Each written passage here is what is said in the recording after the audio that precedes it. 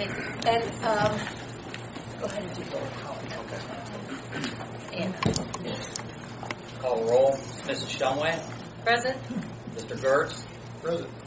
Mr. Johnston? Present. And then before we begin with the regular meeting that's on the agenda for this evening, we have a letter from Judge Grendel.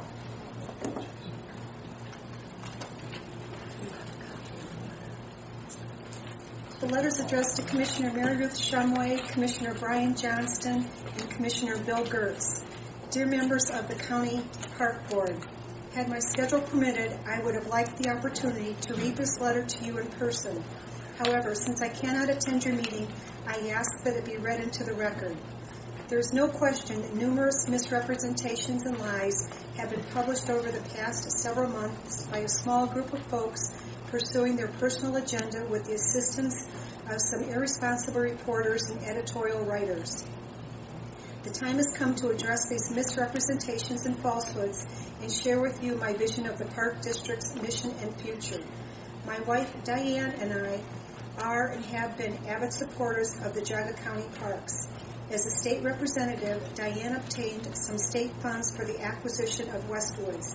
As state senator, I obtained some state funds for the acquisition of Orchard Hills. We also have made multiple financial donations for park programs. Geauga County has more than 9,500 acres of County Park District-owned park land. This large amount of acreage allows the Park District the opportunity to preserve and conserve, as well as to provide some appropriate facilities and areas that meet the diverse recreational needs of Geauga County residents. Some Geauga County parks should be designated solely for passive recreational use, such as hiking and nature watching, or strictly for preservation. For example, and for that reason, I recommend that playground and recreation equipment not be put in at Throwing Meadows, but are appropriate at Orchard Hills, Headwaters, and Westwoods if placed appropriately by the picnic shelters. Some parks should provide for more active recreation, such as horseback riding, cross-country skiing, fishing, horseshoes, and limited playground areas near picnic shelters. Multiple horse-only trails also should be provided in some parks. The Park District should develop at least one park area for limited snowmobile use, limited to 4-cycle snowmobiles, like Yellowstone National Park, afternoon hours, and by park permit only for insurance and waiver of liability purposes. Hunting and trapping should be permitted for game management purposes as appropriate. The hunting game management program was initiated while Judge Henry served as probate court judge. While Tom Curtin was director and Jim Patterson was on the board, Mr. Patterson came to me and told me that the Park District was considering the possible purchase of a gravel pit to be used for dirt bikes and ATVs. Purchasing a gravel pit raises certain environmental and reclamation concerns. The allowance of even one designated ATV area raises serious liability concerns which would require substantial evaluation. The board would have to decide if such evaluation is warranted. It is solely the board's decision. Oil and gas drilling and logging should be prohibited within the Geauga County parks. Why Lou Mucci slipped these two uses into the revised bylaws defies logic and remains a mystery. Upon initial adoption, I sought the board's removal of those two unwanted uses from the bylaws. Eventually, the bylaws were corrected, and fortunately, those two unwanted uses were ultimately removed. Unfortunately, the correction process took much longer than I expected. I have never supported fracking in the parks or outside of the parks. As a state senator, the oil and gas industry considered me one of their most ardent opponents. I expect that oil and gas drilling, fracking, and logging will remain prohibited in our county parks. The inclusion of the term recreation in the Park District bylaws is neither a new concept nor inconsistent with preservation and conservation. County park districts throughout Ohio include recreation in their mission statement or bylaws. In fact, the park districts managed by former Geauga County Park District directors John O'Meara, a staunch conservationist, and Tom Curtin include recreation within their respective purposes and parks. The respective park districts have some playgrounds and other recreational facilities such as horseshoe pits, a climbing wall, and obstacle/rope course. Additionally, it is my understanding that the Geauga County Park District has prior survey results indicating that our residents wanted children playgrounds or play areas for children in our parks. For some reason, the then park director did not want to provide those facilities, even though the county residents wanted them. Recreation is compatible with preservation and conservation as long as the park district maintains an appropriate balance. In Geauga County, only 3% of the county parks are currently used for trails, parking areas, and recreation. The park district employs several naturalists and a planner who can maintain the appropriate balance. Of course, as previously mentioned, some parks should be set aside and maintained solely as passive recreation areas or preserves. The Park District also must operate in a fiscally responsible manner, and the Park Board must be good and vigilant stewards of our citizens' tax dollars. The Park District should spend funds as needed to maintain and operate our wonderful parks and acquire additional land when the right opportunities arise. However, the Park District should not spend money just to reduce its excess funds so it can put another tax levy on the ballot. The Park District is required by state law to comply with the statutory requirements enforced by the Geauga County Budget Commission. It should be noted that, according to the Park District's latest financial statement, the Park District is operating in the black in 2014. In appointing Bill Gertz to the board, it is my hope that he will lead an effort to attract more Geauga seniors to our wonderful parks. The purchase of a park trail appropriate seniors transportation vehicle that would facilitate such use would be a big step in developing more senior use of the parks. I hope the board and park staff will work with Commissioner Gertz in this worthwhile endeavor. I appreciate each board member's willingness to serve on the park board. Your service on the board is important to all of our county residents. I am confident that you will pursue the best interests of these residents in making your decisions and not misuse your authority for personal benefit or to pursue a personal agenda as some prior board members have apparently tried to do. Finally, the notion that the probate court's sole involvement in the Park District is making board appointments is simply wrong as a matter of Ohio law. The probate court maintains the unfettered statutory authority to change the board membership and, as such, has ongoing responsibility for assuring that board members act consistently with the purposes for which they were appointed. Thank you for your voluntary board service and your consideration of this correspondence. Sincerely, Judge Timothy J. Grandel. Read the next page, too? No.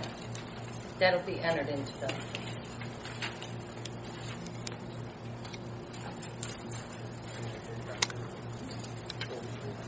Okay. So at the end of that, there's another page that's the truth about recreation in county parks. This will be entered into the minutes. If somebody wants to look it up, they can go ahead and look it up.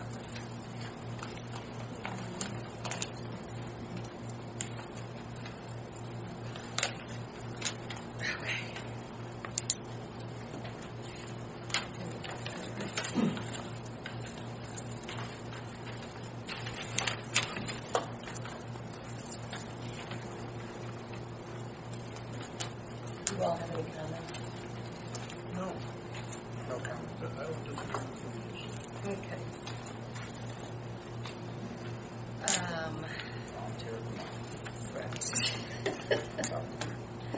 Okay, where did my... Oh, you have it. Go ahead. Go ahead and do it, Ryan.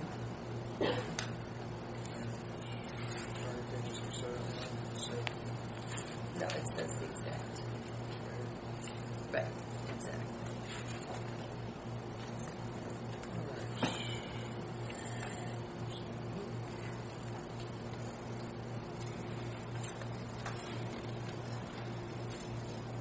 Okay, is Jeannie Podgel here? Did I say it right, Jeannie? Oh, All right, good. Potagil. Thank you. Good evening. good evening. We have a letter from Holly Salter, reference volunteer month as a nomination. I'd like to read it. It's to the park board. we'll recognize Jeannie as November Volunteer of the Month. Jeannie is a treasured volunteer. At the start of each month, she works quietly behind the scenes to enter all the previous month's volunteer hours into her computer database. This could be a tedious job, sorting multiple lists of volunteer names, tasks, and hours into our computer system. But this enables the data to be assessed in a usable format to show how much time all of our dedicated volunteers give to the Geauga Park District. Without Jeannie's efforts, it also wouldn't be possible to process the individual volunteer awards, as they are based on lifetime hours earned. And all I have to do is look at a stack of log sheets with no easy way to measure these contributions. Though few know of Jeannie's work, all volunteers benefit from her dedication each and every month.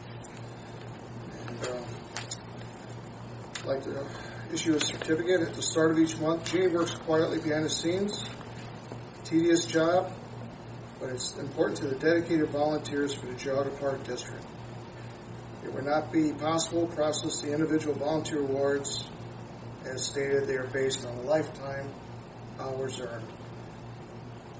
Congratulations, and thank you very much for your service to the Geauga Park District.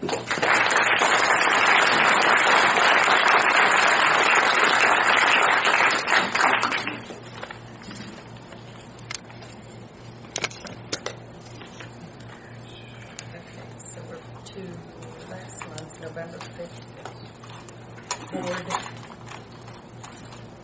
minutes. Bill, you weren't here. Did you have any questions in regards to the minutes? Should have read over. No, I don't. I didn't. No, I didn't. Okay. Brian, did you have any questions in regards, comments into November 5th board meeting minutes? Now I'll make a motion to approve. Okay, I would vote second that motion. Call the roll. Mr. Johnston? Yes. Mrs. Shumway? Yes. Mr. Gertz?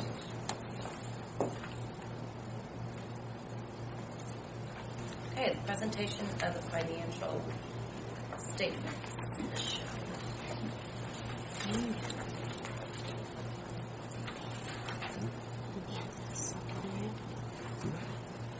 Good evening.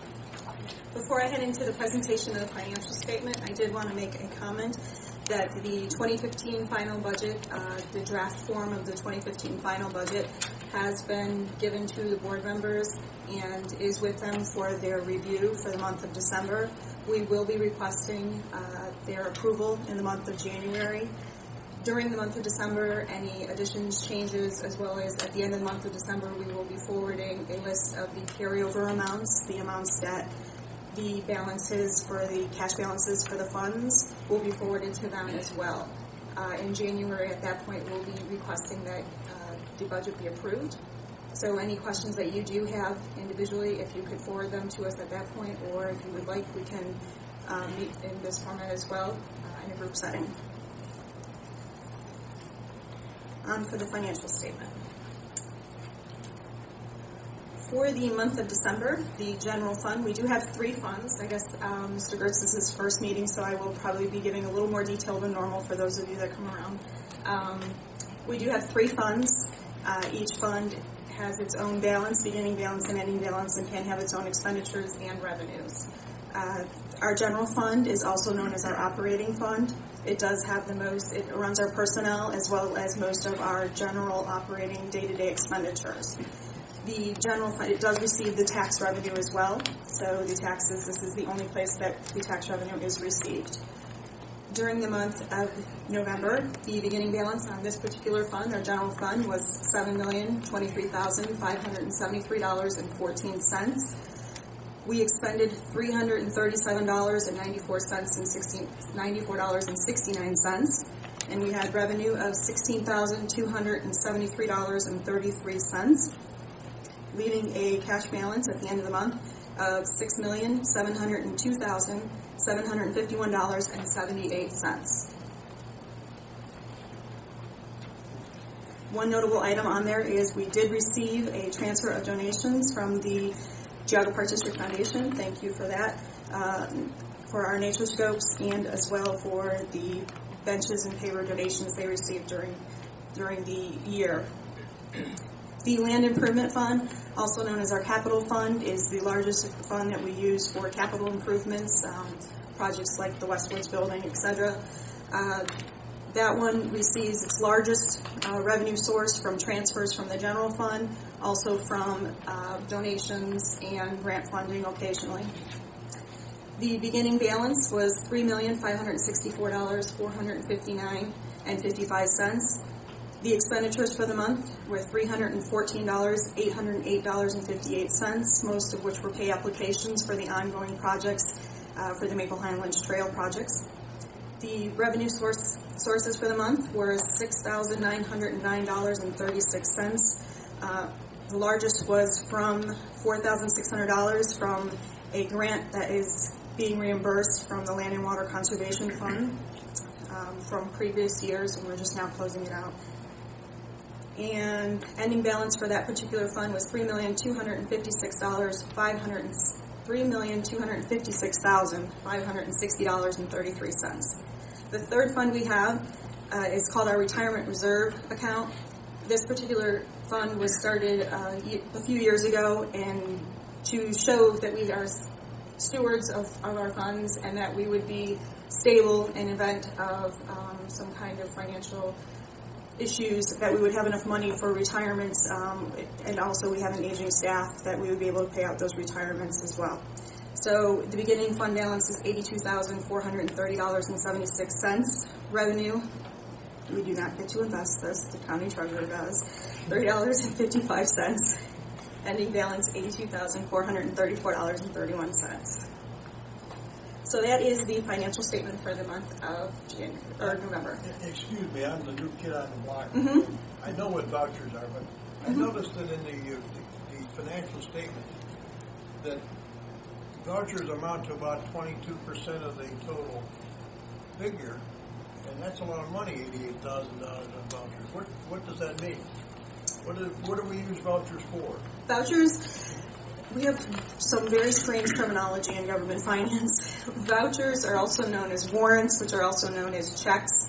A voucher is a request to write a check, and when it is written, it's a warrant, and that is the request for the payment. So, Are they drawn out of the contingency funds? No. In this case, what you're looking at is no. That is an actual check or a request for a payment to a vendor for a specific reason. I see you're kind of looking, I believe, at the general fund right now. Yeah, right. That is more than likely, it could have been, actually, when we get to the vouchers, the next page where we show the detail, this page, the $77,000 on this page, plus the $314,000 on the next page for the next fund, all of that detailed together, you'll be able to see where that was spent. And who approves the vouchers? The vouchers are approved internally. This amount is approved internally, but not all of it. I'll explain now. How about that? No, you've answered my question. No, I'll explain now. I don't want to take any more of your time. Well, actually, I'll explain now because it'll lead into the next part. So we have a pre-approval process. We have an internal procedures guidelines in which we can approve up to $500 internally without going to the board, unless it is an item in which we have day-to-day operations. For instance, the utilities, the gas, repairs on vehicles, those all, we can have internal guidelines in which we can approve. John can approve up to $10,000 and I can approve up to $5,000 internally on those particular items if a need arises. Otherwise, we have to go through a board pre-approval process. If it is in our budget, we have that approval. If it's not in our budget, we have to make the board aware first. So we have what we call pre-approval, which everyone probably sees on their agenda tonight, what we call the purchase pre-approvals. Anything over $500, that's not one of those items I just mentioned, has to have a purchase pre-approval, unless it fit a specific requirement or a need during the month, as required within our purchase guidelines. Those go to the board. So last month, the board received a list of purchase pre-approvals, Mr. Gertz, and those purchase pre-approvals would include a lot of those items that you now see as part of that $77,000 and that $314,000.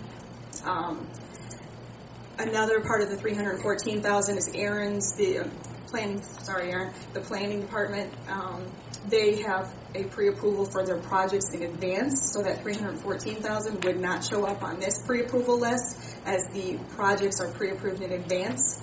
So the $77,000 would have, some of it would have been on the pre-approval last month, and others could have been vehicle repairs, which a significant amount is this particular month, et cetera, could have been on that list from last month. So we finished with the presentation.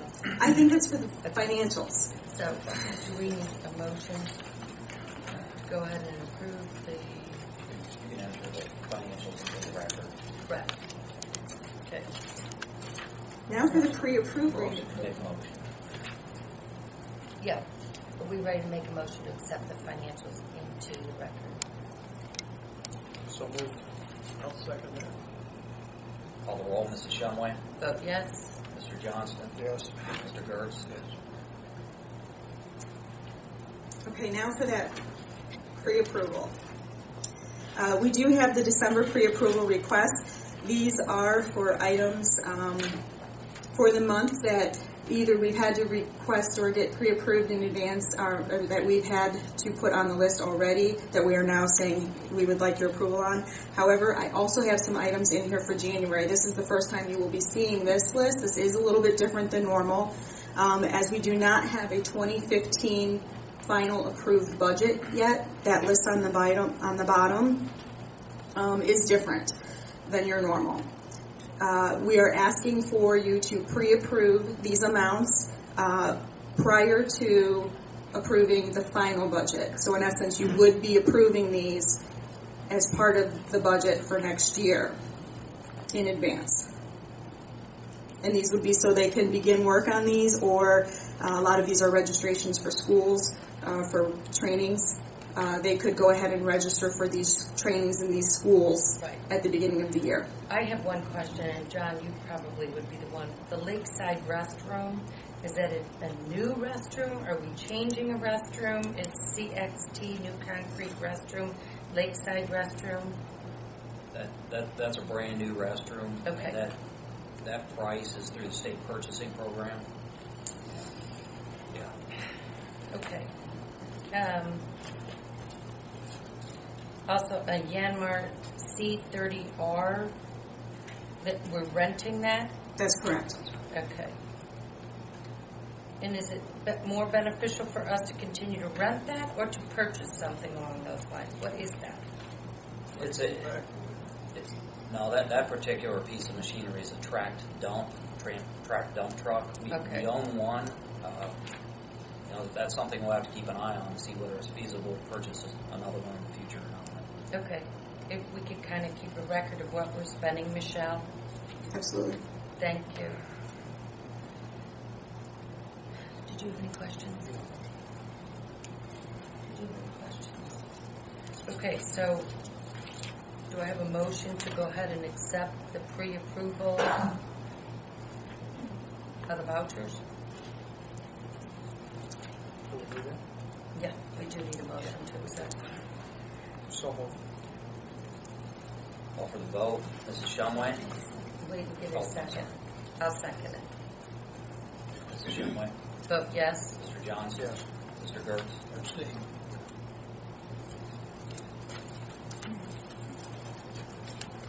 Okay, and that was that too.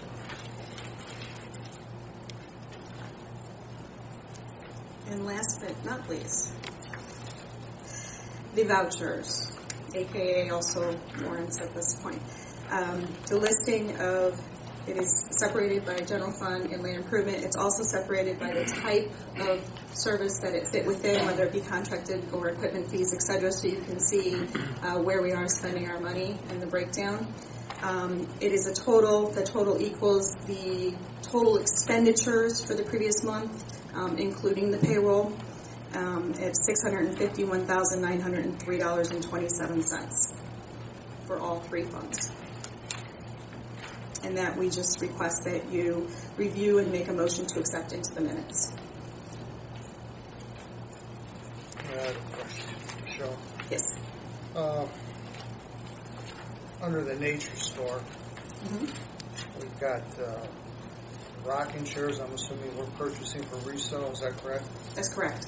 And are we selling those items? We are selling those items. They are out front here right now by the fireplace as well in the birding area. Let me ask you a different way. Are they selling? We have had those in the past, and they have sold, definitely. Okay, is there a profit margin for us on it, or? There is a small profit margin for us on those, yes. Okay. And what is the status, since we're talking about that, of the nature store right now, as far as what it's taking in? Did we close one of them? Did we close the store? Yeah, we took the Meyer Center store down to basically just candy, and that is all that's up there. And this store we continue on. We had the Mistletoe Market here this past weekend, and it was a huge hit actually. Went very well, and we have kind of changed the direction of the store a little bit. Holly Sauter has taken over the store and has changed the vision of it a little. But no, the store has always had a profit margin that we've maintained and requested to maintain, and that profit goes to the kids' programs here at the Park District. It's always been $10,000 a year that we've maintained. I have one other question. In the pre-approval, we went ahead and approved uniform and vests for our new Ranger, and then we have additional Ranger uniforms.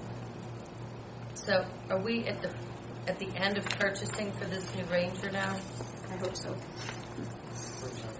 It's right here. It's $26,3350, and this one is $499.24. So it's close to $3,000 in uniforms. That's for one ring. Correct. Correct. And that bulletproof vest is not cheap. I noticed that also. Okay.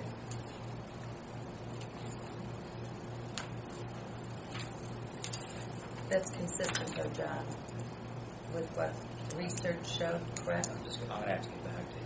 Okay. Okay. Yeah, can you give me a breakdown on that, please? Okay.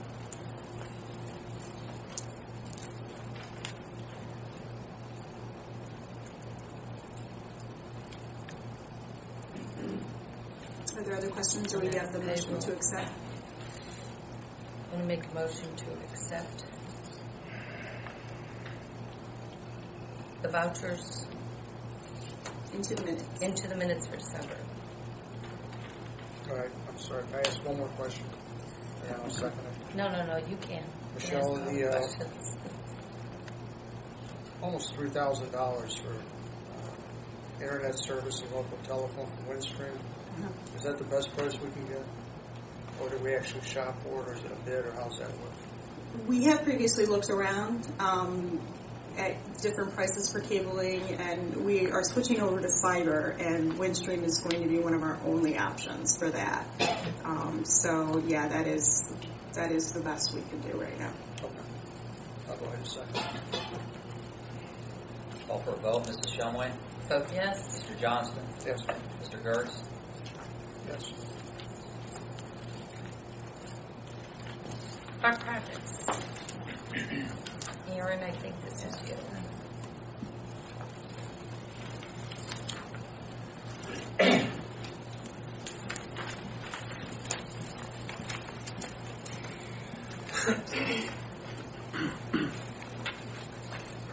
Good evening. You have several packets of information in front of you. The first one is the 2014 construction and cost summaries. That reflects the current status of all construction projects administered by the Planning Department in 2014. No actions needed at this time. That information is simply for your information only. All projects are substantially complete, and we are just simply filing and finishing up all paperwork for the contracts associated with that work. I'm here to answer any questions that you have on those, if you do have any.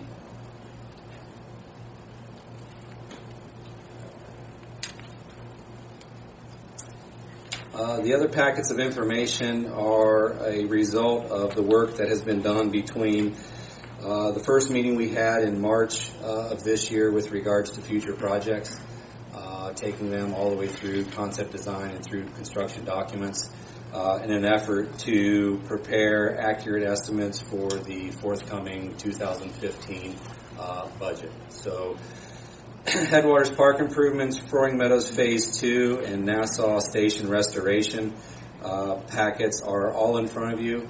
It's a direct reflection of where we are to date with the design of those projects, and that design level corresponds with the estimates that you have in front of you as well, which will be the same numbers that you see in the preliminary budgets for 2015 that Michelle spoke of earlier.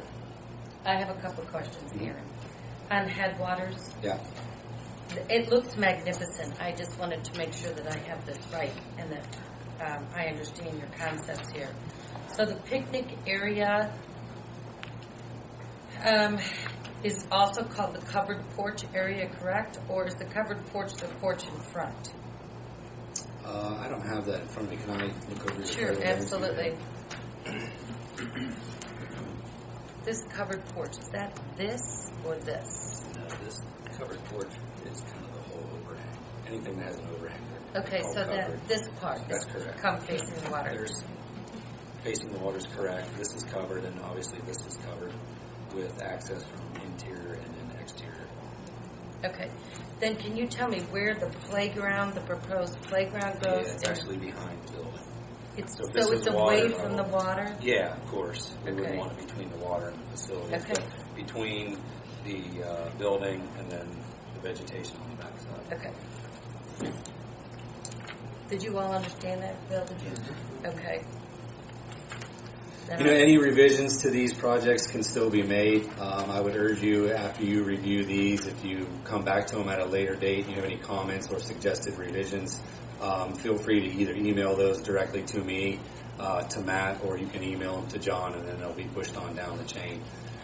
We're going to take where we are now, which is just entering the design development phase for both Headwaters and Froing, and moving into construction documents. So now we're getting to the point where the longer you wait to make revisions, generally the more those are going to cost.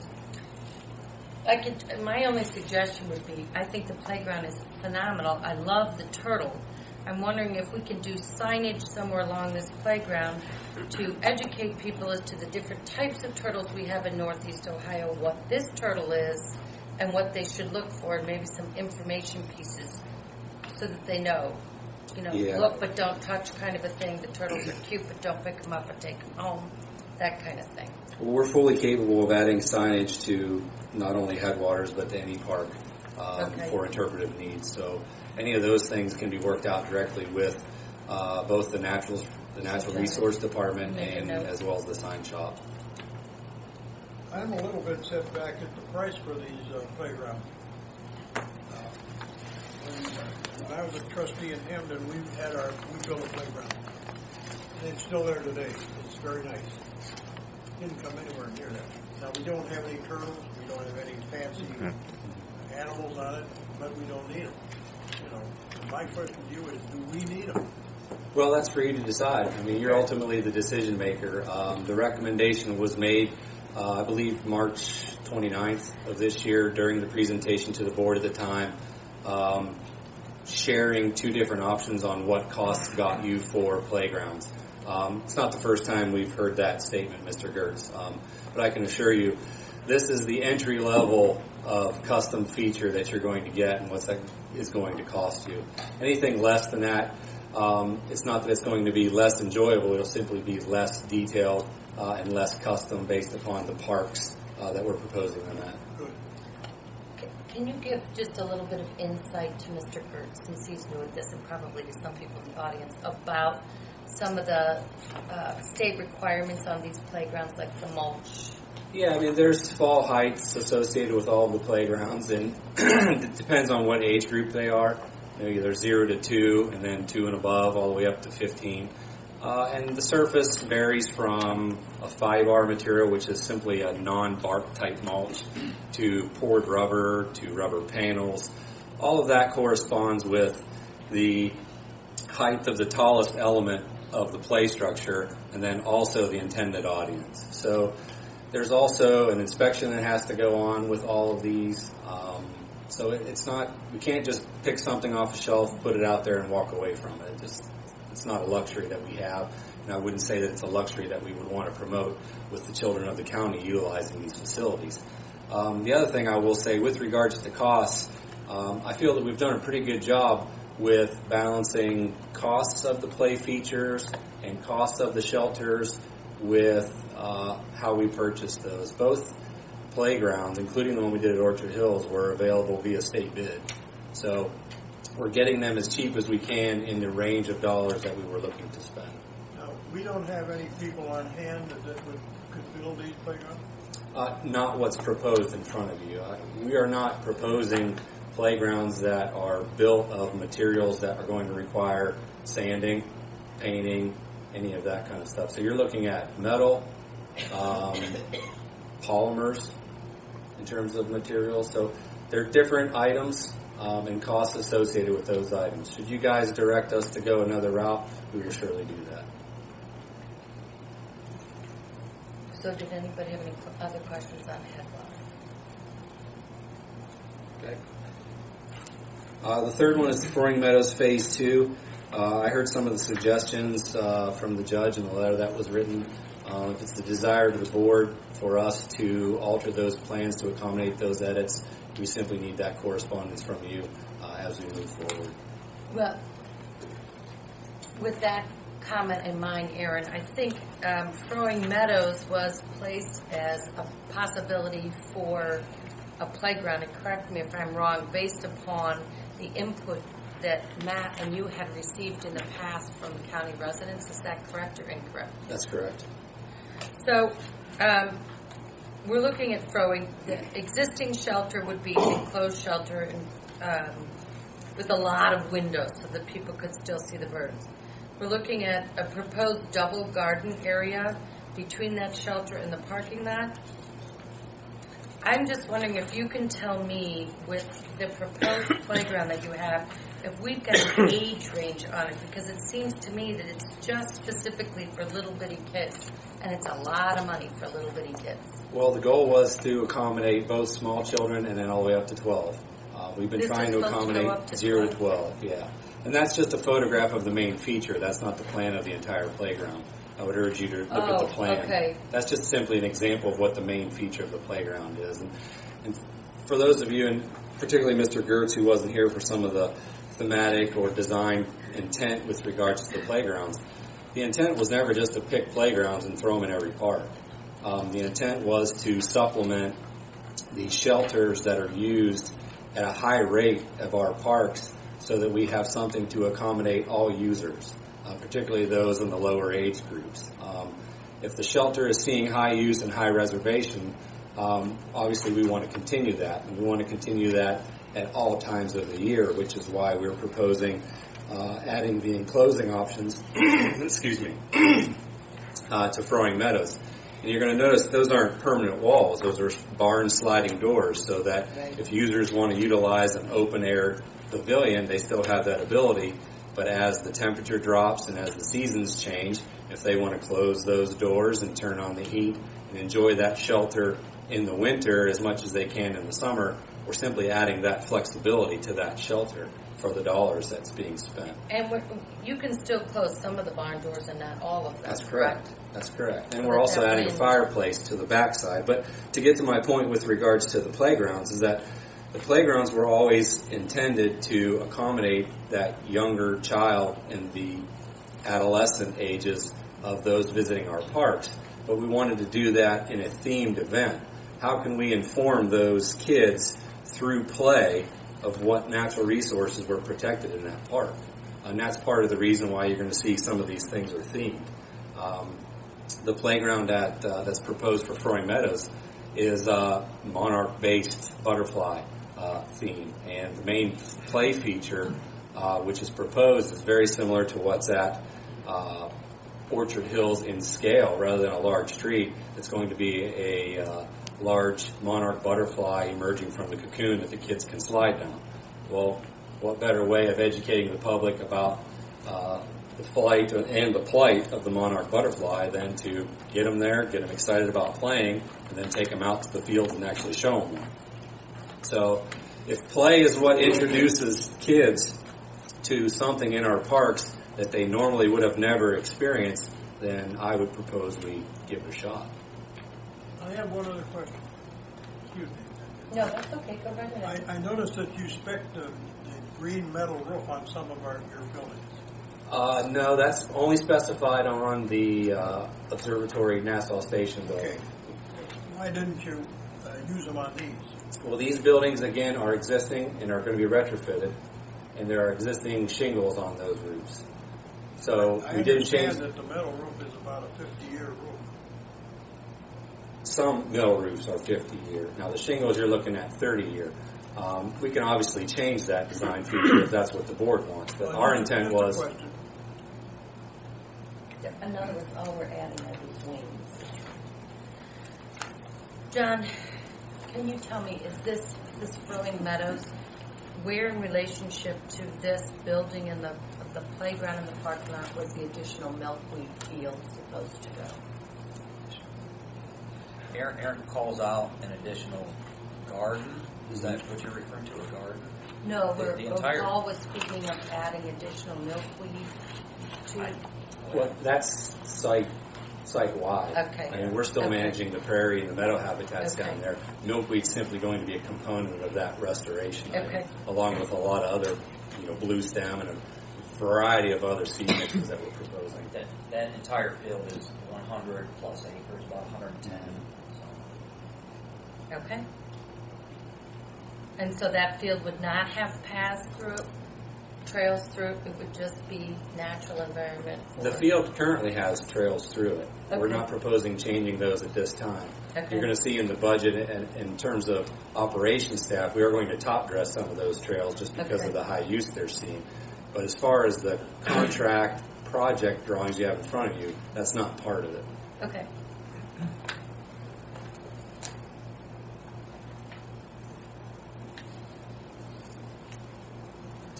And the last item is the Nassau Station restoration. You have a very voluminous packet in front of you with regards to what it's going to take that building, bring it up to code, change some of the flat roofs to peak roofs, add an elevator to the back, and then also, really the most important part of that document was the cover page that outlined what the building renovations were going to be, what the site work was going to be, and then also what the estimated costs for scope renovations and all that were going to be, getting us to a total of approximately $1.3 million. And I believe a couple meetings ago, Mary Ruth, you had requested this number so that we could get a better idea of where we were with our fundraising and when we were going to schedule this project. Okay. This project is not proposed to be constructed until 2016 at the earliest. Okay. And Michelle, and I believe Mr. Frenchie, I saw at one point, I don't see now, is in the room. Can you give me a rough idea of what we have as far as the foundation on this 1.3 there at Their goal is 760? 775. Do we Was know it- what we have cash on hand? Is Mr. Frenchie here? Yes, that's correct, Commissioner. We've really exceeded the goal of $775,000. That was the campaign goal. So we have achieved that both in cash and in pledges. Okay. So 775 out of 1.3 has already been raised, correct? That's what Mr. French said. Okay.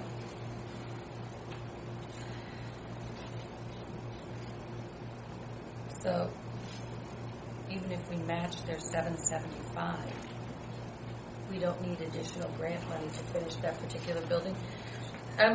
Aaron, can you give me some heads up here? Does this include the restoration of the telescope? The 1.3 does. The cover page shows Okay. those categories. I believe it's approximately $50,000 to restore the scope. Okay, and did we need to replace the roof on that original? No, it's in good. You mean the dome? Mhm, No, the dome. the dome does not need replaced. Simply the flat roofs that are there. Okay. Which, It seems like a lot of money for the computer, $50,000 for computer update. that's correct. Everything that's there is being proposed through the IT department to be operated similar to what Observatory is now, which is all digital and computer. You know, Bill, and I'm going to tell you because, and Aaron, interrupt me if you need to. When we looked back at this at Nassau Station, the capacity on this building right now is only 49 people. The capacity on the other building is only 68. So if the naturalists are looking at future development of additional classes being held out at Observatory Park, as right now we do nature scopes and we do it because of the foundation. Observatory Park needed the capability, and so we thought we'd put it in to begin with, here to go ahead and do the classes and have the technology available. As well as the restroom too. You know, we changed at a late date there, which is some of the costs you're seeing in front of you was from the previous vault privy type restrooms to flush toilets. So that's part of the increase in costs that you're seeing as a result of the request for that amenity.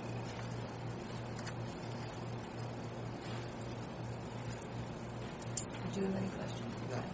One thing that Aaron mentioned, and it's important to keep him on schedule, is they're going to move 2 construction documents for headwaters and flooring. So if there are any preferences for revisions, when would you need those by? Because you're going to need them pretty quick. Yeah, I mean, obviously the sooner the better, and it can just be via email.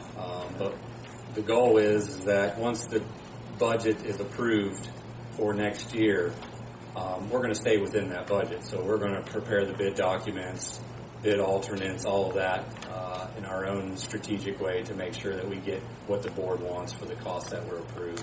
I don't really need any action from you at this time other than if you're thinking about delaying approving the budget past January, we will need to revise where we think we want to bid.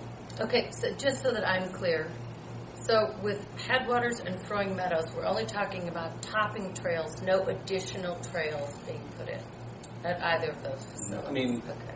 I don't want to say no as 100%, But as of now, right around the building there might be a trail Right, adjustment right. here or there, but we're not proposing new trails at either of those facilities. Now, Headwaters, there is going to be camping additions. There's lean-tos already there, and we're proposing 2 more.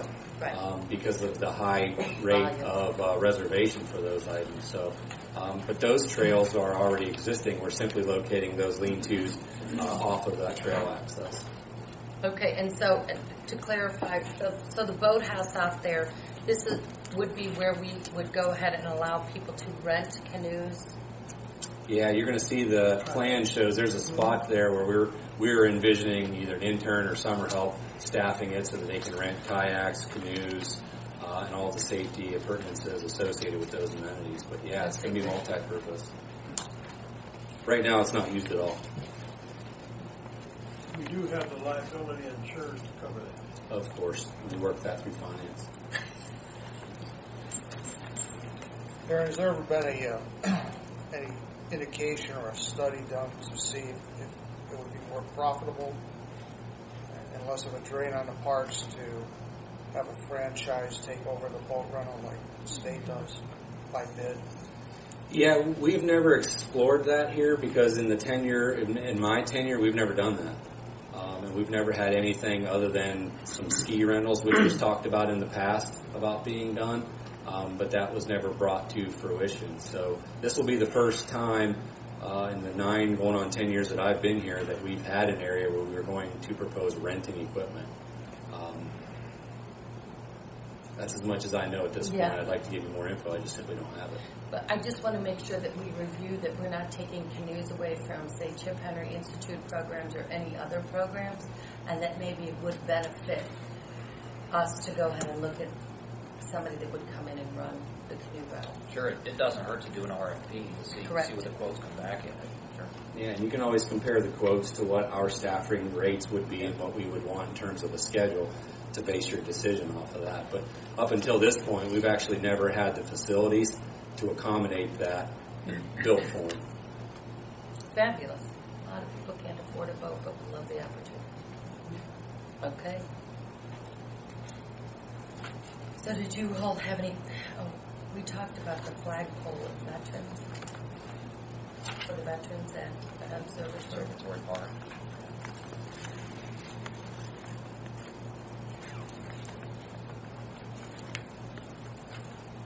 Any other questions you all had?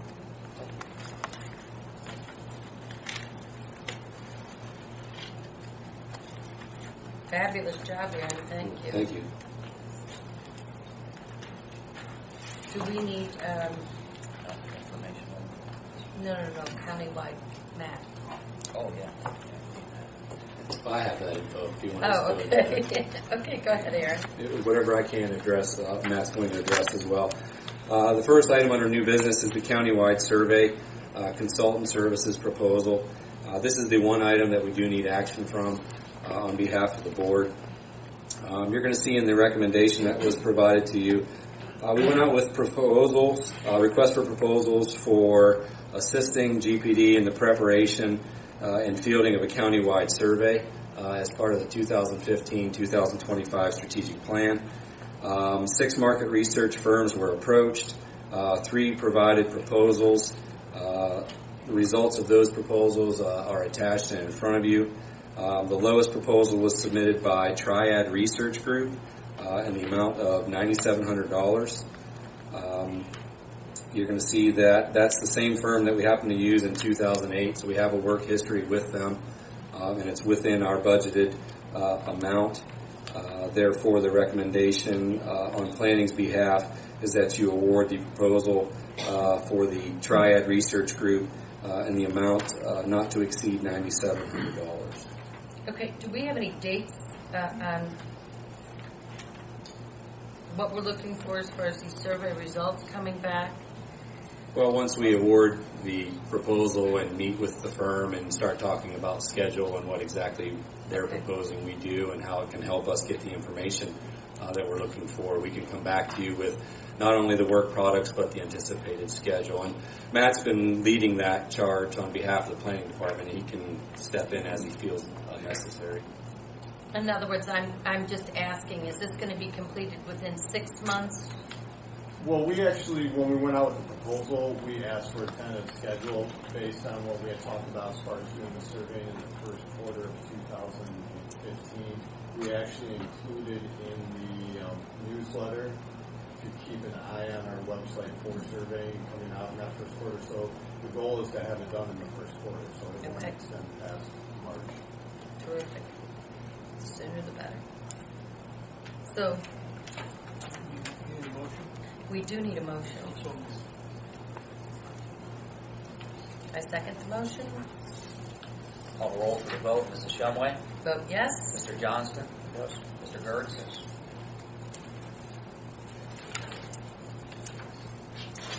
That's all I have. Thank you. Okay. John Orals.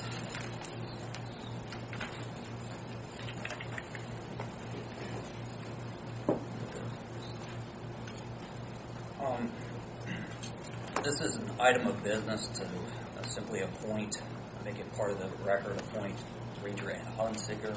Need a board motion on that? Could you be a little louder? Sure. Thank you. Do you need a microphone? That's all right. I've been We've hired a park ranger, and we need a board motion for the official appointment of Ranger Ed Hunsicker to the position of staff ranger. But you're also giving the rank of sergeant, right? No, staff ranger. Staff Staff ranger? Yes, sir. So moved. I would second the motion. Call the roll for the vote. Mrs. Shumway? Vote yes. Mr. Johnston? Yes. Mr. Gertz? Yes. Okay, and then, Certification forms. right, and I have a revised, what is the revision?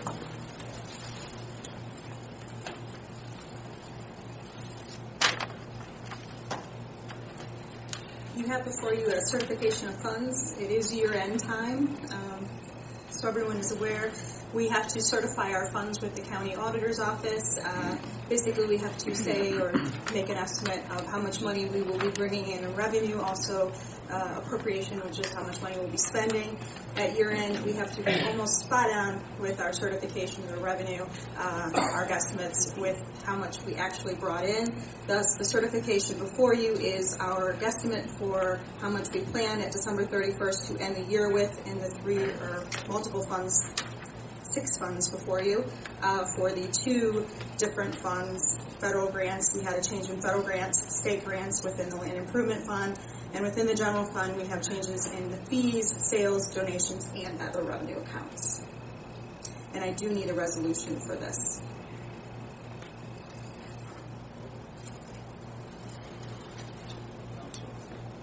So moved. I would second that. Call the roll for the vote. Mrs. Shumway? Vote yes, Mr. Johnston? Yes. Mr. Gertz? and that's for resolutions that you want for.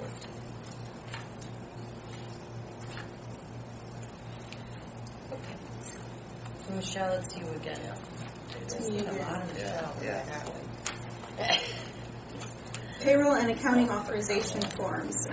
These forms are required by our county auditor's office. They are our fiscal agent. What that means basically is they write our checks. I personally like that. I think they act as a good checks and balance for us. And because they do that, they also need forms authorizing who within our offices can actually sign to authorize payments for payroll, as well as the accounting vouchers and warrants. So before you have the new payroll forms and the accounting authorization forms, we do need these updated and signed by the board president. So before you have who can sign for payroll and accounting. Okay, that does not require a vote, it just requires my signature. It does not actually require a vote. Okay. And the last item I have is the printing and newsletter contract. We did go out to the communications department. Sandy Ward and her team went out for an RFP, sent an RFP out for the printing and mail services for the newsletter and special mailers, the pieces that everyone receives in the mail 4 times a year for the newsletter, and additional times for the special mailers. And we had quite a big turnout, which we were very happy with. In previous years, we had only received maybe 2 or 3 people that responded. This year, we received 15 people, 15 different companies that did respond. And the results were shown in the spreadsheet that you received.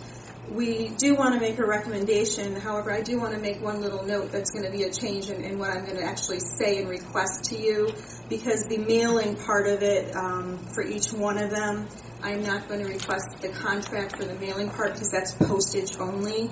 So I'm only going to be requesting the contract for the printing services for each one, because that is what they actually will be providing service on. So for the newsletter, HKM Direct Marketing Communications of Cleveland, this would be our first year of service with them. They did come in as the lowest and best bid when we added in the mailing and special mailer together as one contract.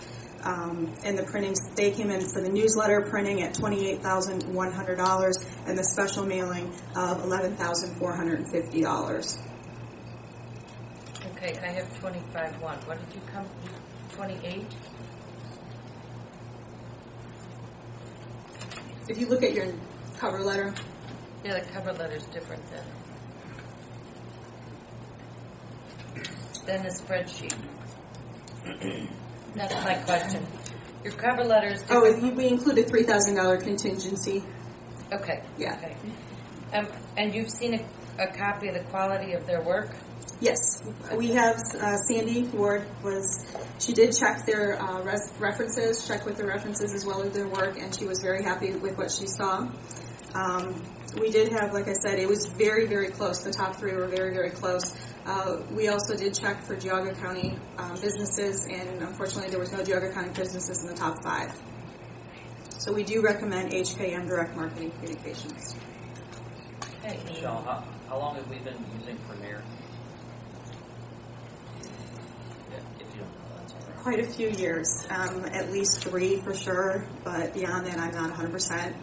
We have had great service with Premier Printing. They did send us the letter that I hope was forwarded to the board. They were the number 2. Where are they based on? I picked up mailing stuff from them in East Lake area.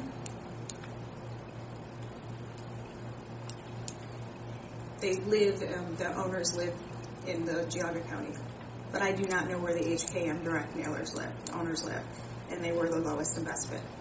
The only reason I raised that issue is we've had Premier for quite a few years, and it's a difference of $1,700. And we usually take the top three, but our purchasing guidelines do say the lowest and best. I'm just putting it out there for consideration. Well, and I have a question, since you dropped the mailer part of it. I don't know that Premier isn't the lowest, because if you look at your bids from HKM, you're $11,450 versus $11,195, and $25,100. We're talking $16 on one, That's and why- $200 lower on the other. So It's still lowest and best. That's why we bring it to you. It's lowest and best, and do we jump ship? I don't know. well, hold on. Give me a minute here.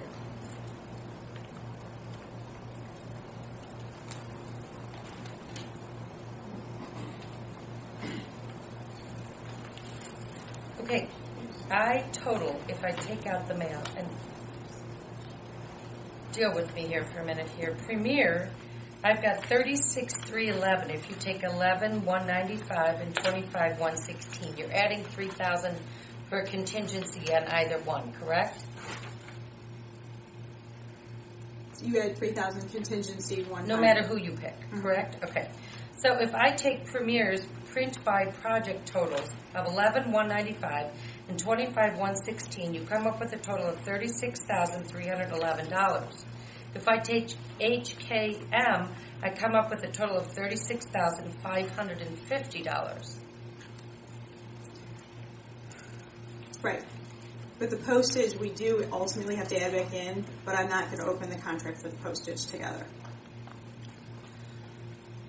Okay, so that's the significant difference. It's well over $650. Okay. Just checking. My basic 101 math still works. Okay, so you need a motion on this? I want some more discussion, You want more a discussion? little bit more. Okay, go ahead. Something that she mentioned, Michelle, that the owner does live in Newbury. This is a substantial contract. I don't know. I'm kind of geared toward doing business in Geauga, whether the owner lives here or the company's located somewhere else. It's just something I'm putting out. I don't disagree with that either, Brian. Keep it local. But I don't know where the HKM owner lives.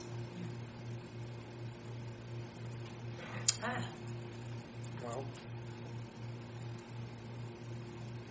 It's a difference of $1,700.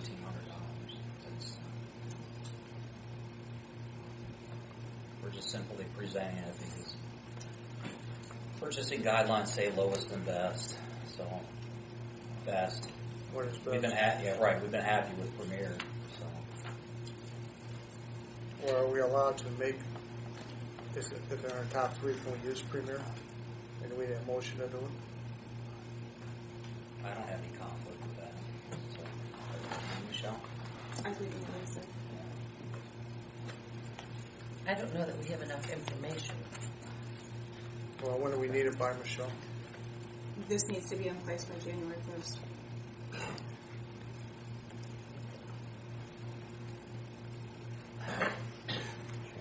Well, we've used Premier. We've been happy with it. It's not that much more. The owner lives in the county. Yeah, but we don't know that HKM's owner doesn't live in the county. Okay. And because of our lack of knowledge, I don't know that we can and he would be the lowest. If he lives in the county, I mean, you're spending $1,700 because it's somebody's work with. I don't know what to do on this one.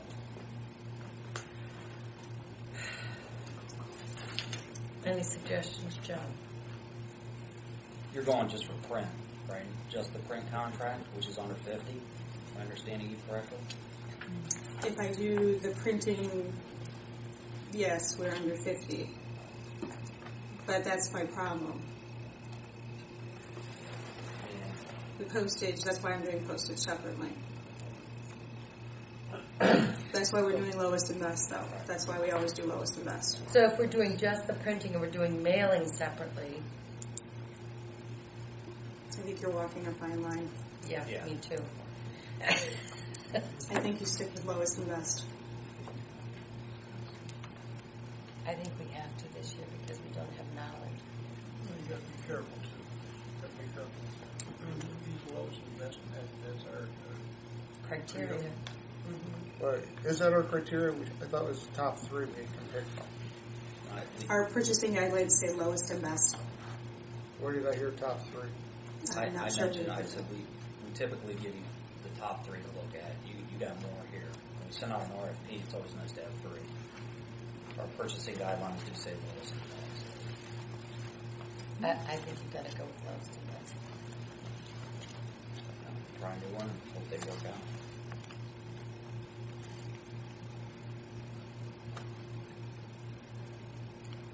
And I'll stick where I'm saying. Push Geauga County businesses. The owner lives here. We've used them. He's tried and true. It's $1,700. I just, that's my opinion, but we'll go ahead and vote on it.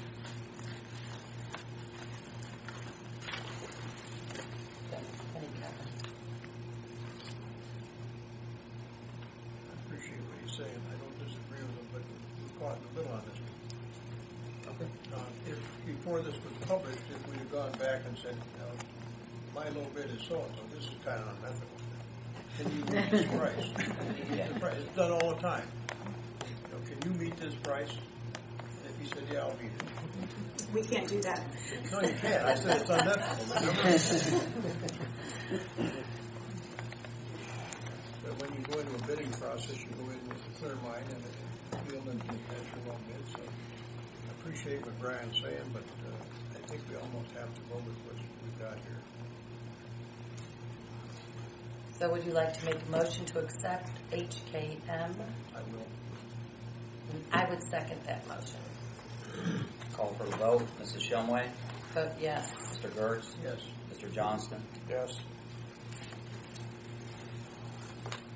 Would it be feasible to maybe in the future get some background information on these We did vendors? check before we submitted that. We checked every single business where they were located at and found where the Geauga County businesses were. It was not disclosed that he was in Geauga County until he sent an email yesterday.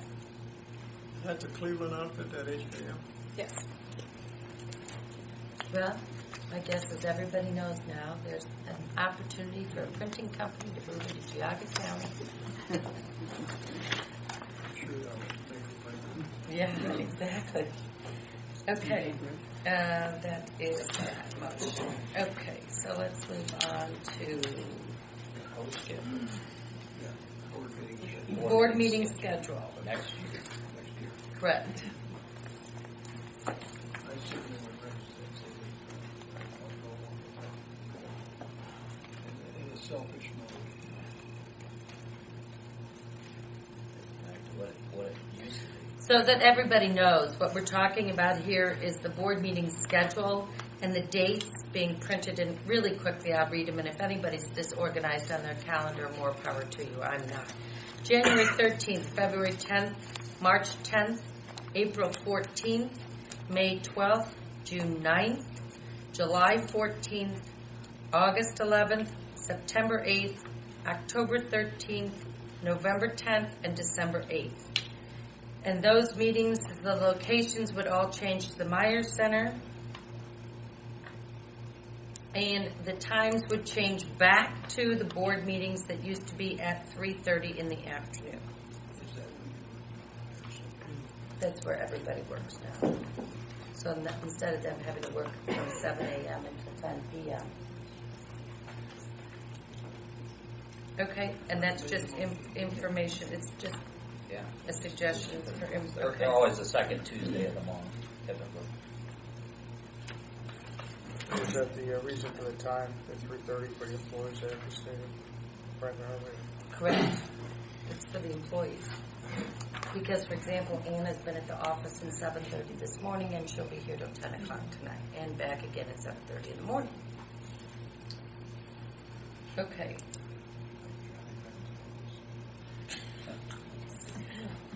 Okay, surplus property. Is this Michelle again? Go ahead, Michelle. Nothing Two personal. items for surplus property.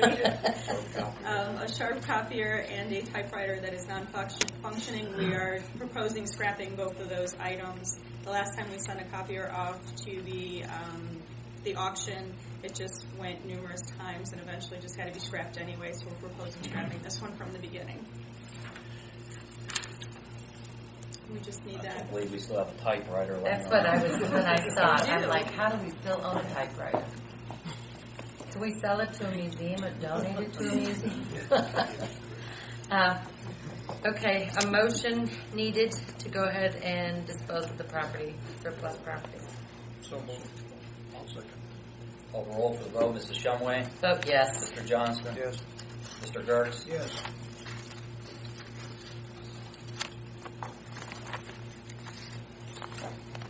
Commissioner's time. If you give me a minute, since I tried to go over this letter that was read to us very quickly. Is there anything that anybody wants to address? The horse-only trails I wanted to address that Judge Grandel brought up because we have 2 currently horse-only trails. We've got more than 2. Just can't. We've got the Westwoods, Creek Trail at Big Creek.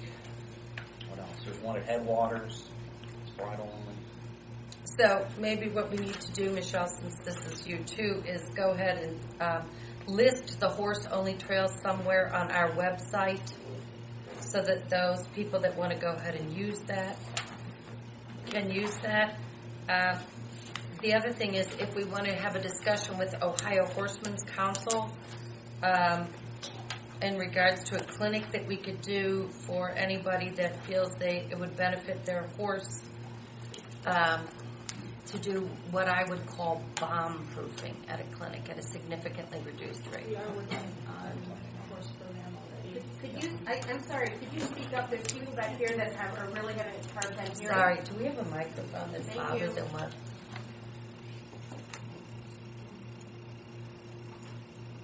Michelle, since you're already working on it, why don't you come talk about it? We're in the beginning stages. Just, Do you need the microphone, or am I good? no, they'll need the microphone. All right. I'm not hearing. We're in the beginning stages, but we will be doing one program probably in the spring or summertime, maybe in the fall. It's very early stages, please understand that. But we will be doing a horse program. We're finding a location right now.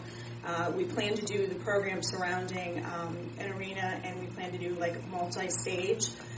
So when some of the horse people come, not just OHC, we plan to expand it so it's all horse enthusiasts. I happen to have a daughter who's in horses as well, so I understand it quite well. And we want it to be so we get a trainer probably come in and work with someone within an arena and show them just some general. Here's the comfort level within, and then we plan to take that program from inside to outside, working maybe just some basic, as Mary Ruth calls them, horse proofing, but we'll call it something else at the time. And then when we get out, we'll also hopefully make it to a trail, a Geauga Park District trail, and work on the trails a little bit as well. Just a general from inside to outside program with Geauga Park District as well as the horse community, not just with OHC. I hope to broaden the horse love in the horse community with Geauga Park District this year. It's just only one this year. Please be patient with me as we work through this first year. But I do plan on doing something with horses this year. And so if anybody has any great ideas or great places where we can do this, please forward them to me. Our problem right now is finding somewhere that is close to a park that we could have horse trailers. So that's where my hookup is right now, is finding somewhere where I could park a lot of horse trailers that I could also easily get to a park without crossing a lot of roads. So that's what I'm looking for. Okay, is there anything else on any of that you all want to discuss? Those are the only things. I guess my only other thing is, I just want everybody to note, maybe I need that microphone back, they won't hear me. I just would like everybody to note that the one recommendation of Judge Grandel was for playground recreational equipment. That's not something the board tells the park district. That's something that we wait for the park district staff to come and make recommendations to us so that you all understand. Trust me, if it was my park, I would probably request that we have about a 3-hour trail for horses because I am a horseback rider, so we don't get to do that.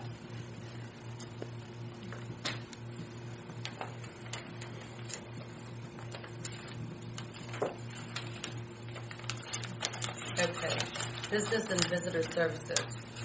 John, you want to touch base with how many people we had show up at the park this?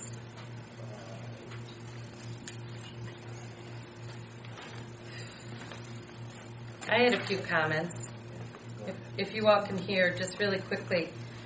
We had a total of 6,386 hours of volunteer service hours this year, which totaled approximately $136,660. So that was huge. We also had the Mistletoe Market, which was this past weekend, which is a market for children to come in and purchase items that are quality items at a significantly discounted price. I believe the most expensive item is $7. Was it $5? $5. And while the kids were shopping at the Mistletoe Market, we also had a STAT program, which was Stand Tall for Our American Troops. And just so that you all know, I was here because my husband is a military reservist, Army reservist. And we brought a few little friends of ours along. And the goal for the entire weekend was to do 250 arrangements. And because of the volunteers that came on Saturday alone, they had over 200 centerpieces completed within 3 hours. So a lot of positive things can happen with very positive things at the Park District.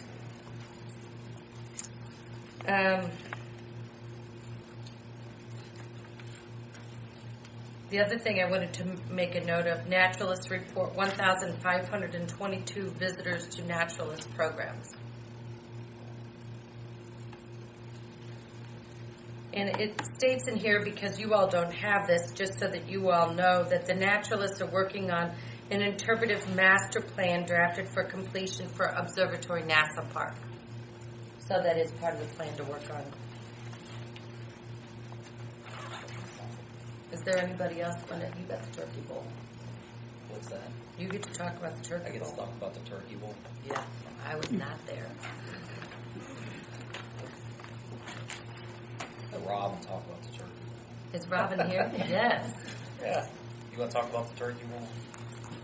Sure, I'll talk about the Turkey Bowl. It's an annual event. The staff get together, we throw frozen turkeys just like you see on Fox 8. This year we had 4 different corporations come in and there was a corporate round. They had to pay $200 a piece to do that. All that money goes to the Hunger Task Force of Geauga County. We collected canned goods. We had a chili cook-off. It was a great day. Staff coming together, raising funds and giving back to the community that supports us. So maybe you can join us next year. We invite you all to come.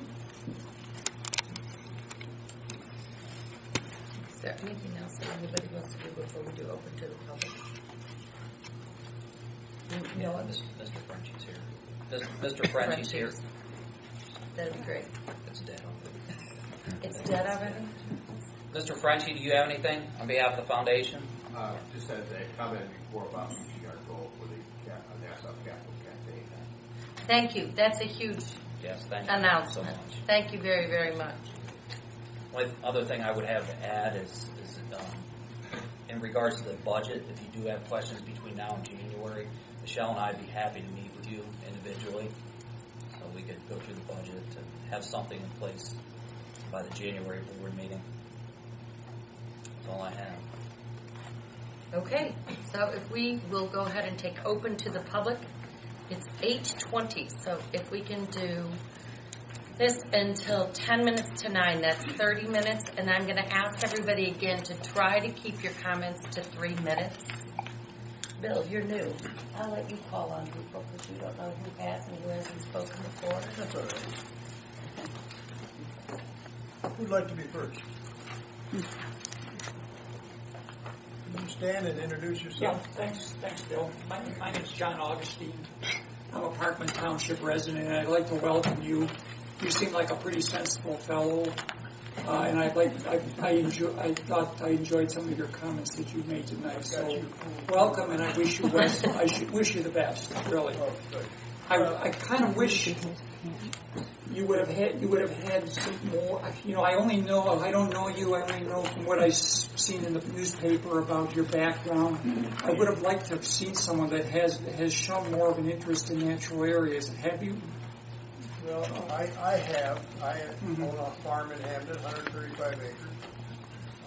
We logged it off about 20-some years ago, and I hired a forester come in, mark the trees, and come in when they were cutting and mark them. And when we were done, we planted 1,500 white, red oak. My farm has been in production ever since we've owned it, and that's been, if I tell you how long I've owned it, you're going to know how old I am, and you wouldn't. But my wife and I bought the farm in 53, so we've had it. I've always been responsible in the township for the park that we have. In fact, when we first got started, George Zakani, and some of you may have remembered George, gave us about 16 acres. And we were at a township meeting, and they said, why don't we try to get some community improvement funds? So I went in, got $6,000, so we started. And then with a lot of volunteer help and my former employee, R.W. Sidley, we went ahead and put the ball diamonds in and did a lot of the bulldozer work. The next year we got 4,000. And after that, community improvement funds all went to the Sugar Falls Park Lot. There was no more for the individual townships. But it was okay. We got a good start. But since that time, if you've ever been to Hamden and taken a look at our park, we have a half mile of walking inside. We've got 3 ball diamonds. We've got a beautiful park or recreation there for our kids, which is adjacent to a day school that uses our park also. So I'm very attuned to that. In fact, I feel that the Geauga Park District is a gem that we have. Absolutely a gem. And there's nothing that I would do or vote for that would endanger any of that. Believe me. Good.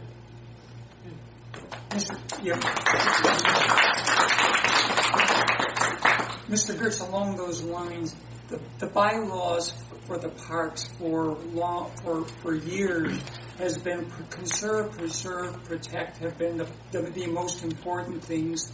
And anything that is done in the parks, you should look at those 3 things and make sure they abide by that. The bylaws were changed in July to change that. And then there was a long list, and you're probably aware of that included drillings. Well, those were taken off, but in essence, they were not taken off because it was added that anything that's legal by the state can be done. So in essence, they've been. So what I would request that you do now, and it's not a radical request. Change it back to make a motion to change it back to the way it was prior to July. That just adopt the bylaws as they were, and then look, and then let's do that, and then look at the when we have a public next year when the survey comes through, then look at making changes. There was no good public comment prior to this bylaw change this year. So that's what I'm asking. Well, we talk about fracking, we talk about drilling, we talk about a lot of things that disturb the ecology of our park system. I understand that. But I've had the farm now for 60-some years, and I have yet to have anybody come in with any kind of a lease on fracking. In fact, I think, as I see it now, it's a dead issue because they don't need it. For one thing, they don't need the gas. And I think when they finally do come in, what they're going to do to you is the state's going to come in and say, we're going to supersede anything that you've got. And they'll drill come hell or high water. So I would say for now, we can protect what we've got and just don't worry about it. Well, as long as there's the bylaw change, there's no, then conserve, preserve, protect are not that important. We'll discuss that, Jack. Okay, okay. Do I have any more time? Or am I- I think you're done, John. No, I took all this time. Okay. Thank you, Jack. Thanks. Next.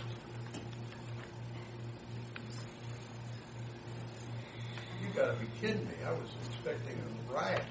I was ready for you too because I know Maureen, you know.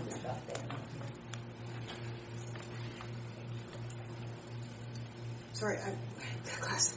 Catherine Malmquist from South Russell. I really applaud you for what you've done for Hamden in the village, park, the playgrounds, and etc. But I want you to understand that some of us think the county parks are slightly different. They should be also for the wildlife and for the natural areas, for the areas that should be kind of left for people who enjoy that.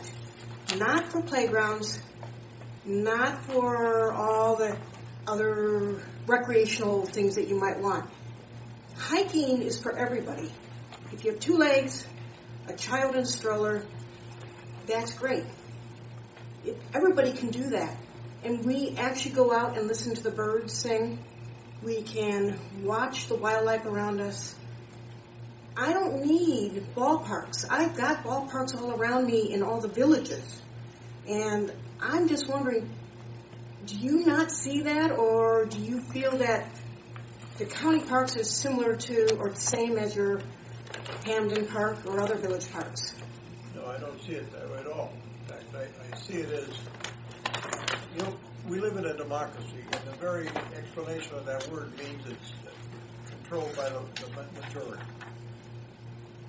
The minority comes in sometimes, in the federal realm especially, and they'll say, oh, gee, I went to church and I saw the cross or the crucifix and I was offended. Take it down. Alone.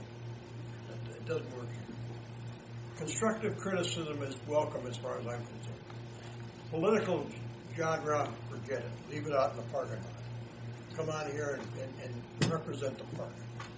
I have no problem with what you're saying, but you have to understand that you've got a huge population of people and you have to serve them all. And I agree with you. The last survey they did not show that we wanted more ballparks in our Geauga County Park District. We are waiting for the new survey, but we didn't get that. The recreational stuff started going in before the next survey that's going to happen in 2015. And I'm so appreciative that you are doing the same firm that you did previously, and hopefully they'll do similar comments and do the whole county. Because really, if the whole county wants more ballparks and forget about other stuff, then that's what we should do. But I don't know if you have that now. Because the only survey we have is the previous one that said they loved the parks as they were at that time. There weren't soccer fields, there weren't ball fields, there weren't tetherball, there wasn't volleyball. Why don't we just hold off on a lot of stuff? I know the board said we don't recommend recreation, the park does, but the board approves it. Can we hold off until a survey is done for the whole county? Let's look at what happens and then respond. Get the citizens' approval first. That's all we're asking. We can take that into consideration. I have no problem Thank you with that. very much. Thank you. I really appreciate it. And welcome to the board. I really appreciate everything you did for the veterans and everything you've done for Hamden. Well, thank you. When my wife and I moved to Hamden, we had 1,560 people in the township. Now there's over 5,000. It was nice back then. About 10-20% of the population all had a milk cow. You know.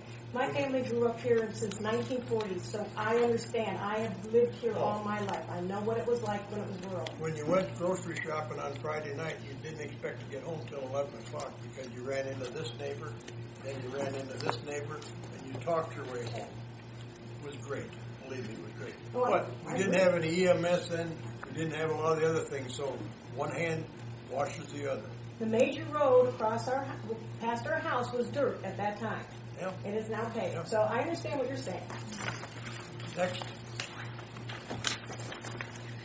I wanted to, my name is Kathy Hanratty, and I am from Chardon Township. And I wanted to, once again, welcome Mr. Gertz, and also invite the whole board.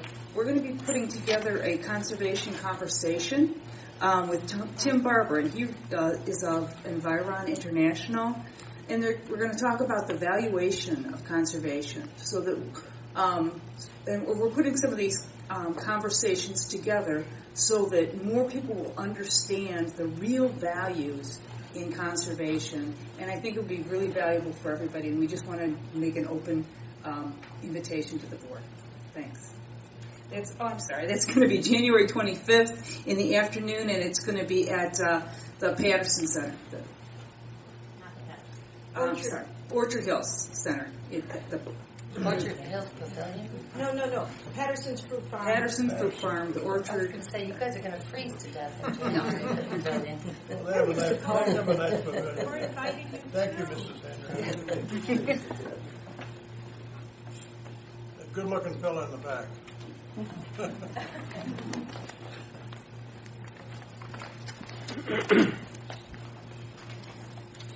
I'm Jerry Holzheimer, a retired employee of the Park District.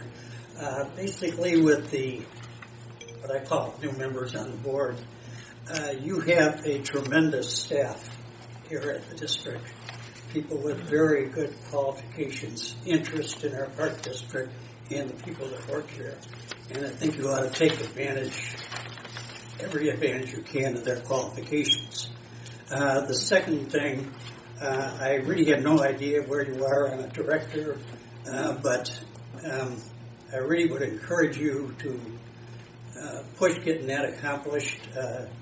It's been, a year, and I think to go ahead with a lot of these plans, you really need a director on hand. So, thank you. Thank you, Mr. Hudson. Anybody else? Well, that hand I saw first, that young lady. They like you. Oh, it's all right. I like them too. We can get along here. Hi, my name is Heather, and I'm from Bainbridge. My property is contingent to the park land where there's hunting allowed. And I had a couple questions about the trapping, because we like to monitor the back part of our property. My property is protected with a conservation easement. Is this trapping new? I received notification that the hunting will be starting, but I don't recall trapping. What kind of trapping is it? I don't really know much about trapping. Trapping is not new.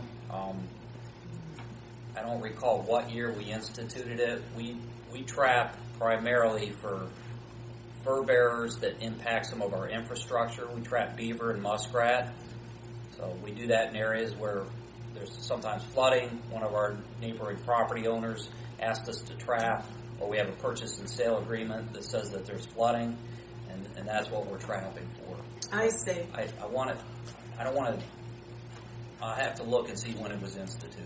But correct me if I'm wrong, there's no beaver trapping at Frozen Meadows.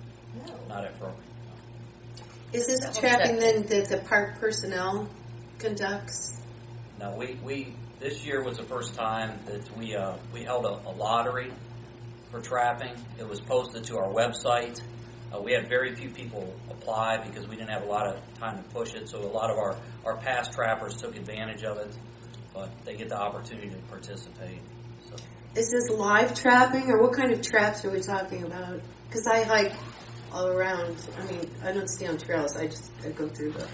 They're traps known as conibears. Yeah. What is that? The animals swim into it, and the animal.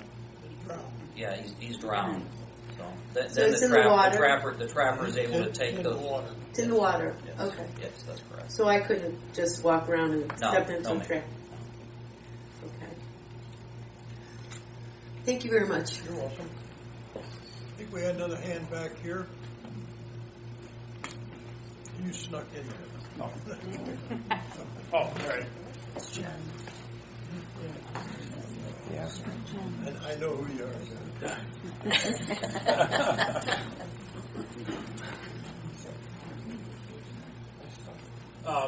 Aaron gave a good discussion about the projects that are coming up, and I was a little disappointed because he said that I'm John Leach, incidentally, and from Newbury, and he said that it was going to be delayed in the Observatory Park to 2016. In view of the fact that the foundation's raised $775,000 plus for that, in view of the fact that we postponed the levy, and in view of the fact that the improvement to the Nassau Observatory is something that can really improve our parks and the use by the schools and the educational institutions downtown, I would really urge you, if you possibly can, to move that up on a schedule so that you can get this thing started, because it's going to be a huge, huge project. The observatory park that we have is tremendous, but to add Nassau with all the improvements that are now being suggested is something I think would be spectacular for the parks. And I think we have the money because we could put some together from some of the funding that's already there. So I would urge you to look at that if you possibly can this year coming up. So, thanks. Thank you. This young lady here. I can say that because I'm older than any of you. So. This lady is not much. Hi, my name's Pat Leach. I'm the other half of him. The other half, you only get half the time. Oh, no, not me. My name's Pat Leach, and I live in Newbury with John Leach. And I had more questions about the trapping. Who makes the decision about the trapping, John? Natural Resource Management. Paul Pira, our Paul? biologist. Okay. And you know I love animals, and I understand why the deer need to be culled, and evidently the raccoons are eating too many turtle eggs, so they are culled. And the trapping bothers me because the trap doesn't know who's being trapped. So what concerns me is the animals that are being trapped, and whether you're not using leg hold traps. Not for beaver and muskrat. For what? They would use that for fox, probably. We're not trapping fox. We're not trapping fox and coyotes. All right, so you do not use leg hold traps. And if you see them in the parks, let us know. Yeah, There. step in them. No, okay, you do not use leg hold traps. And the animals that are being trapped that are not nuisance animals, what happens to them? If there's the trappers that are being utilized, they're using a specific type of trap to catch a specific type of animal with a specific type of what they call a set, an underwater set. And they will target a beaver and or a muskrat. So I guess I don't understand your question. Well, I guess I don't know enough about it, but I picture traps that catch anything that walks into it. And I was curious as to if there's an animal there that they're not targeting, if what they do with it, if they let it go or what they do. Well, I think those traps that John's talking about are underwater traps. Are those the only traps you're using as underwater traps? For beaver or for muskrat, yeah, because I have somebody come in and trap my lake. Because if you get muskrats in your lake, you're going to lose that lake. They'll dig a hole right through it and they'll drain it. And beaver, if they get in your lake, forget it. I know there are 3 wonderful wetlands at the Rookery, and now we're down to 1 because the beaver were trapped.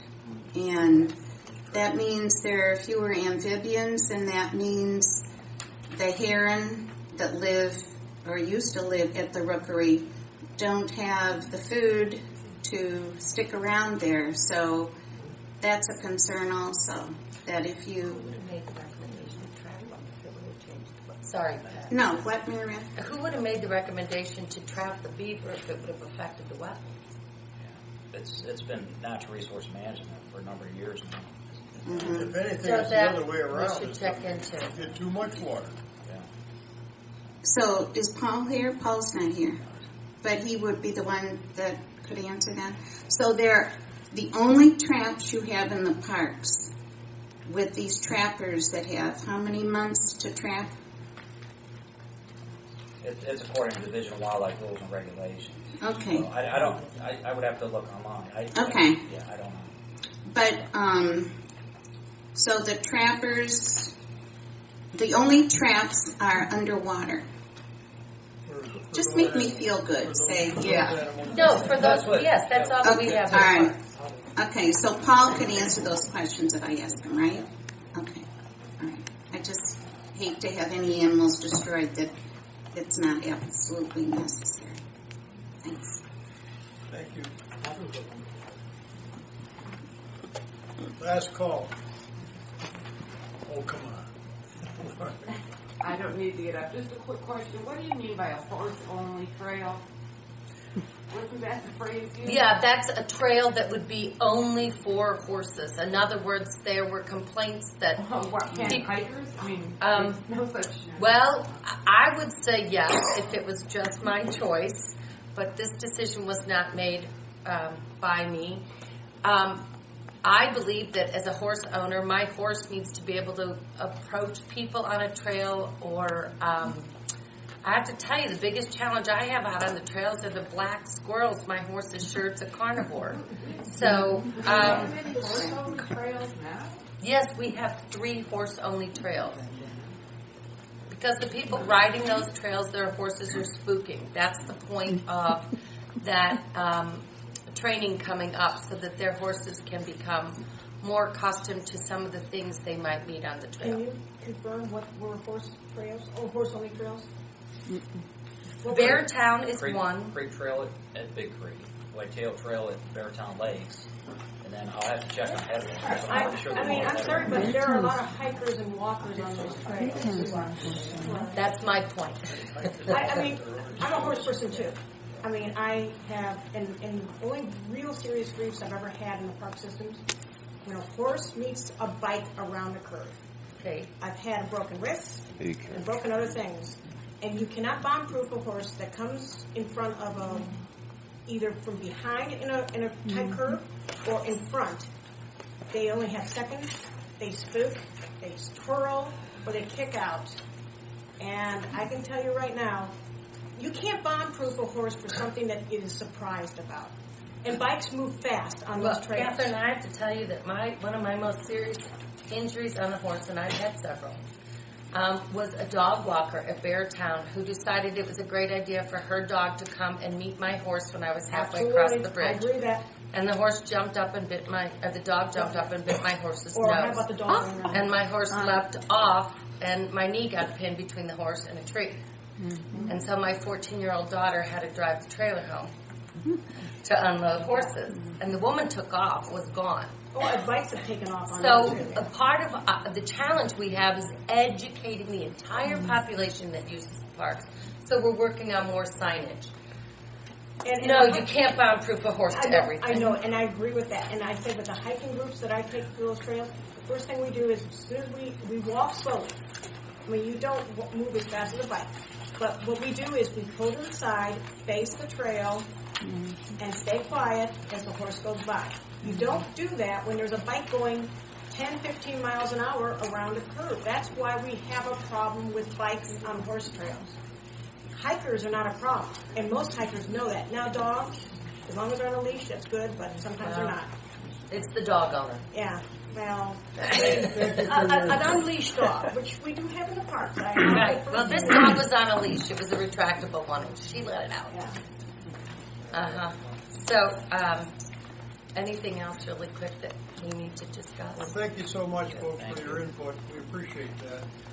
It hasn't fallen on deaf ears. We'll look into it, believe me. I'm the junior on this course. I'm probably talking all over my head, but we'll get to it. I'm going to ask for a recess before we go into executive session.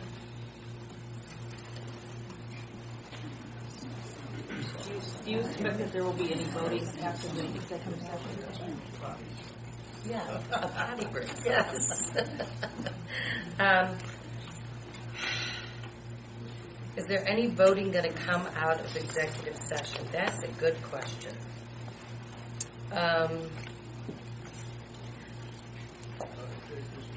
We have some legal stuff and ranger contracts.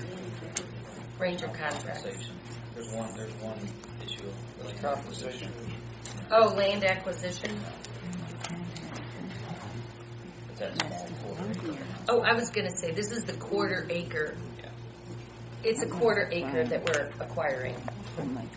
So, I mean, I hate to say it, but it's probably not going to affect anybody in any way other than we're getting a corridor into one of the parks. For a drone landing. No, it is not.